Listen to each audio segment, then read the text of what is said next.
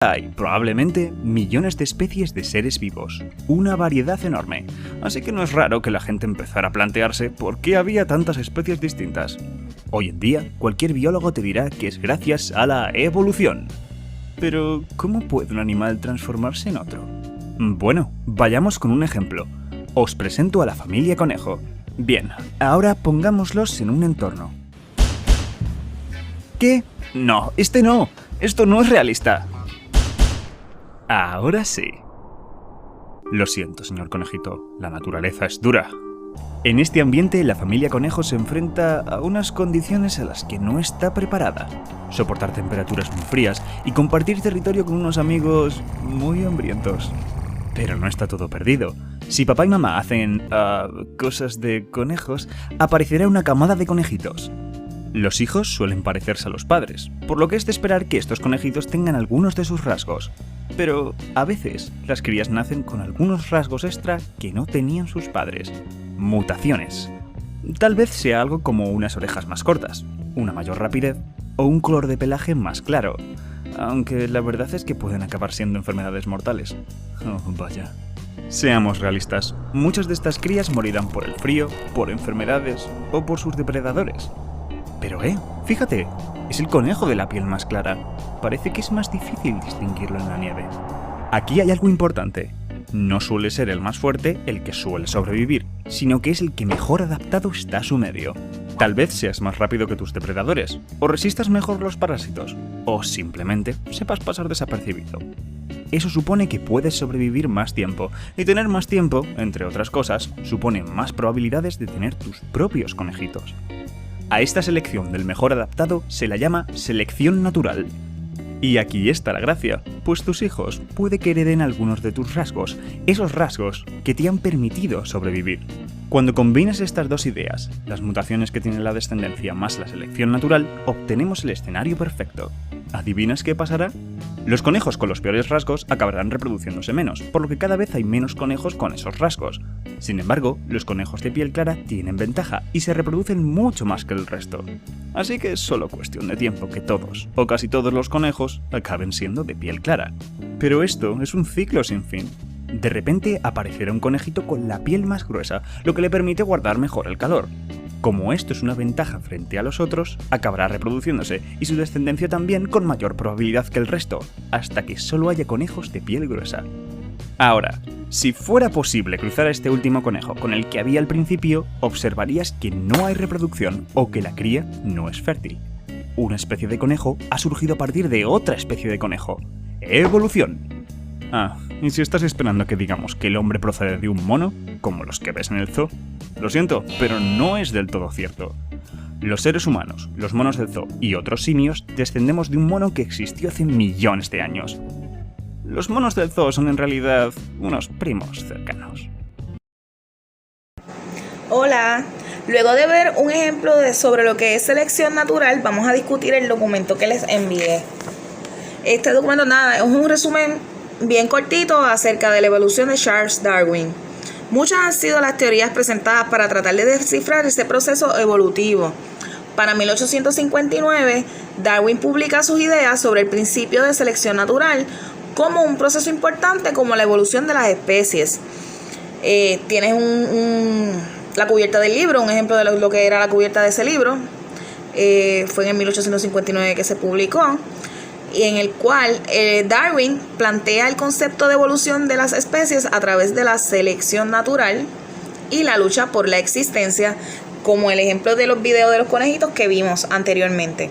Según esta teoría, el individuo mejor dotado va a sobrevivir y el más débil va a perecer o desaparecer. Darwin escribió en su libro que mucha luz va a arrojarse sobre el origen del hombre y la historia de su evolución. Esto le valió muchas enemistades en aquel entonces, sobre todo de la iglesia. Vamos a recordar, no es que la iglesia sea mala, en aquellos años el conocimiento era muy poco y pues lo que no se conoce, lo que se desconoce muchas veces es juzgado sin primero observar y analizar.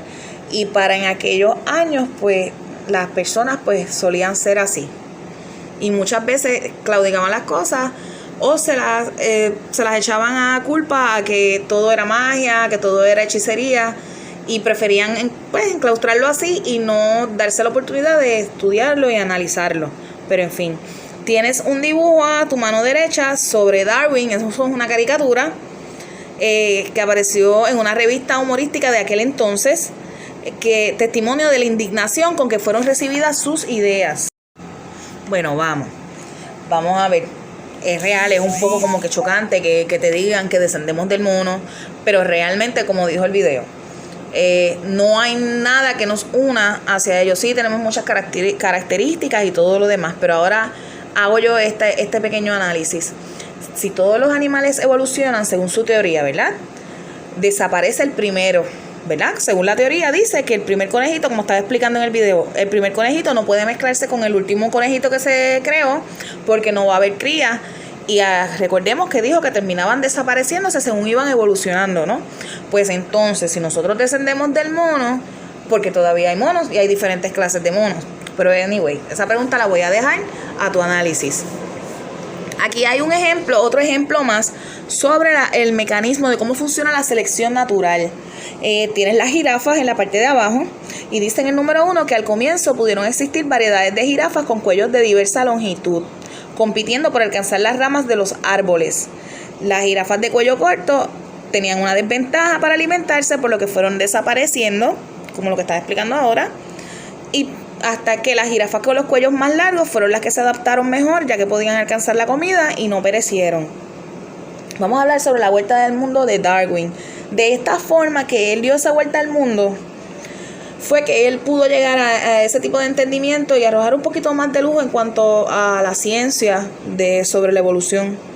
Eso se ha seguido puliendo con los siglos y los siglos, el origen de las especies, hasta los entendimientos que hemos conseguido hasta ahora. Para el 1831 y el 1836, Charles Darwin hace un viaje alrededor del mundo. Ahí tienen la ruta, todo lo que él recorrió. Y en ese viaje que él dio, él pudo ver muchos tipos de especies, muchos tipos de aves. Y gracias a todos esos animales que él vio y los diferentes aves que vio en los diferentes lugares que se paró, fueron los análisis y él pudo hacer esa teoría, crearla, como quien dice. Vamos a ver otros mecanismos básicos de la evolución. La mutación, que ya habíamos hablado sobre la mutación, que una mutación en los genes puede causar el aumento de una característica inusual dentro de una población. Por ejemplo, aquí están utilizando escarabajos. Los escarabajos amarillos dentro de una población de escarabajos verdes, que sería una mutación. Todos salieron verdes, pero 3 específicamente pues salieron amarillos.